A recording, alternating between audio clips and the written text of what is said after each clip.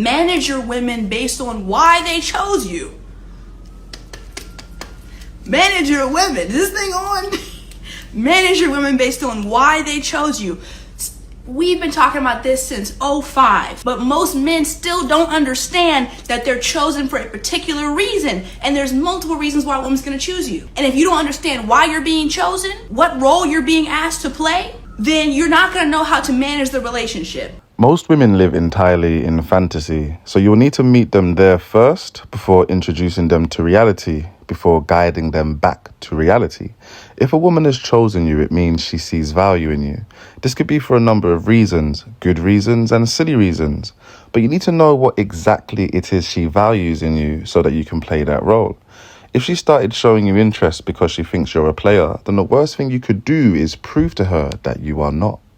If she starts fights for no reason, even leaving things at yours and then asking you whose is it, when it's obviously hers, then she wants you to play the role of a specific type of guy. The worst thing you could do is not play that role. Play the role she wants you to play. But if she thinks you're going to spend all your money on her, then probably don't play that role. Unless this is the only way you can get women, of course. And when she gets to the buyer's remorse phase of the relationship, she's going to dump your ass. Because you're not fulfilling your role, buddy. She's going to dump you. You're not fulfilling your role. And if you know what she needs from you and you can fulfill that consistently, you can coast. You can coast. She's a very smart lady. Coasting is what all men should be working towards with women. It is the only way you can have the peace you are looking for. I often say to guys, you will have your peace when she has her entertainment. If you play your role, she has her story. If you play your role, she has her narrative. If you play your role similar to the guy on TV she is modeling your behavior on, then she will be so lost in her own imagination, in her own fantasy, her own storylines, that you don't actually have to do much. The fella in her head is doing all of the work. This is why they say absence makes the heart grow fonder. Most of the love and connection happens when you're not even there. When it's nighttime and she's all alone, not able to see you, and she's thinking about you and the role you play in her life, the woman falls in love with you in her mind, not in reality. And all you have to do is play your role. The next step after you have played your role, after you have successfully integrated yourself as a part of her fantasy, as a part of her escapism, is to seduce her out of her fantasy and into reality. You see, in the fantasy, the woman is emotionally unavailable. The woman's ego is queen. She has her walls up. Here, in the fantasy, she is in control. And here, she will do everything in her power for you to meet the expectations of her fantasy. In the fantasy, the man is always objectified. She cannot see you as an individual in the fantasy, no matter what role you play. Your job as a man is to seduce her out of the fantasy, aka emotional unavailability, and into reality, aka emotional availability. And the way the man does this is by being indifferent to her expectations and fantasy, and by punishing her bad and self-absorbed behavior. This will naturally make you unpredictable in her eyes. This will create an aura of high value around you, and it will seduce her into seeking your validation and approval, therefore slowly replacing her own expectation with yours. And obviously, hopefully, as a guy, you should have fairer expectations, realistic expectations. And okay, so the man's expectations is usually the better expectation to meet, rather than a man meeting the expectation of a woman whose expectations tend to not be fixed in reality. In the process of seducing the woman out of her emotional availability and into emotional availability, she will believe that you are emotionally unavailable to her. Because you're not following the script of her fantasy, she will believe that you are being emotionally unavailable to her. So this will kickstart her journey into to changing you into emotional available, even if you are. But she's going to try to get you to meet the expectations of her fantasy. And this is the process to where women fall in love. You see, if she's unable to do this, or if she is able to do it, but very slowly, I usually suggest to my clients to break up his commitment into tiny little pieces and kind of like reward her throughout the journey in bits and pieces. If you're able to do that for her, you're going to provide her with a compelling and seductive narrative, a narrative that is easy for her to fall in love with. When the woman is trying to change a man, this is when the woman falls in love with the man. If the woman is able to change the man too soon or too easy, then she will fall back out of love with the man. But if she's unable to change this man soon or easily, then in this process, she will be experiencing all of the sexy and masculine qualities that she's attracted to. So this is the reason why things have to go in a specific and particular manner. You have to appease the fantasy before you can seduce her into reality. If you don't want to have a relationship with the woman, if you just want to have sex, then I'd advise that you never seduce her into reality. To be fair, she will naturally seduce herself into reality anyway. If you are able to play your role, and you've got the masculine edge and spirit she's looking for, then she is going to seduce herself into reality anyway, because she's going to want to make you a part of her reality. She's going to want to stop seeing you past 9 p.m. and she's going to want to stop having this situationship with you at some point, and she's going to want to progress it.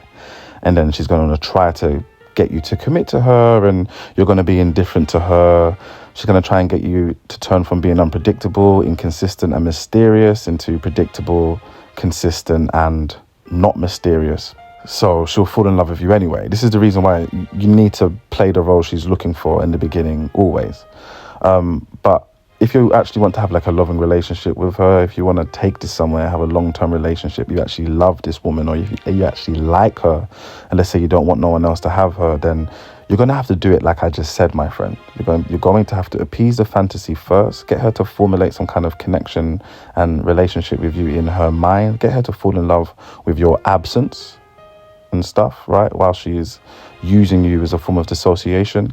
And then obviously you're going to have to seduce her into reality at some point anyway, right? Because that's your role as a man. That's one of your duties. One of your duties as a man is to help your woman into emotional availability, because in childhood, the woman forces herself to be emotionally unavailable, either through the environment of where she was raised or through one heartbreak. It can take a woman one heartbreak to give her trauma, PTSDs, and to be closed off.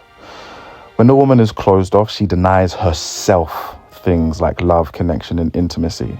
So it really is a case of, if a woman is blessed enough, really, like what I'm telling you as a guy, if you think this is a cheap game, you're an idiot. If you can provide this, what I'm teaching for a woman, you will be the best thing to happen to these women. The women are going to love you, and you're going to be helping these women with their own personal growth and education. This is the reason why women are in opposition to men. This is the reason why women compete with men. It's because the woman wants to overcome you, right? She wants to overcome you. But the only way the woman overcomes you and truly wins is if she can't win.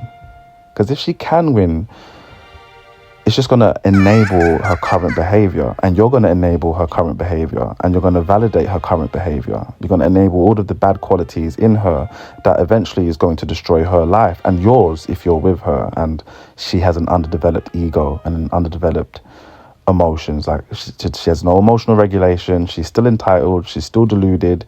Okay, so let me wrap everything up now. So the seduction I teach is the true form of seduction, the seduction in its essence.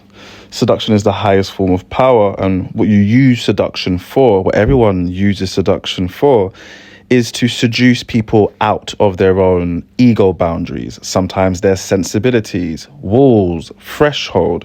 We seduce people out of their emotional unavailability into emotional availability, right? We seduce people to trust us. We seduce people to give things for us. We seduce people into loving us. So it really is a I like to look at it as seduction is, well, as a man, you should see it as you use seduction to seduce women out of their own traumas. Okay, like if the woman you know, get her to wear her heart on her sleeve the same way you're wearing your heart on your sleeve is the only way a relationship can work. You can't have one person open and the other person closed off. You can't have one person looking for love and the other person pragmatic with ambitions of some type of personal self-gain. Okay, so and as I said, it's a defense mechanism for women. It's not the evil nature of women. Actually, it could be the evil nature of women, to be fair, which is fine. Both men and women have evil natures.